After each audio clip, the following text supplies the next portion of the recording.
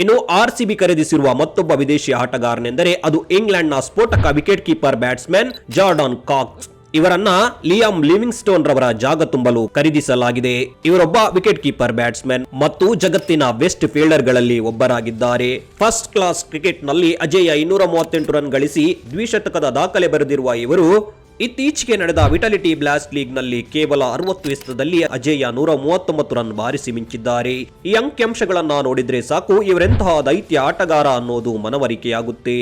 ಅಷ್ಟೇ ಅಲ್ಲದೆ 2025ರ the 100 tournament ನಲ್ಲಿ 9 ಮ್ಯಾಚ್ ಆಡಿ 369 ರನ್ ಹೊಡೆದು ಲೀಡಿಂಗ್ ರನ್ ಸ್ಕೋರರ್ ಆಗಿದ್ದ ಇವರು ಮ್ಯಾನ್ ಆಫ್ ದಿ ಟೂರ್ನಮೆಂಟ್ ಪ್ರಶಸ್ತಿಯನ್ನ ಪಡೆದು ಮಿಂಚಿದ್ದರು. ಇವರು ಸದ್ಯ ಅದ್ಭುತ ಫಾರ್ಮ್ ನಲ್ಲಿದ್ದಾರೆ.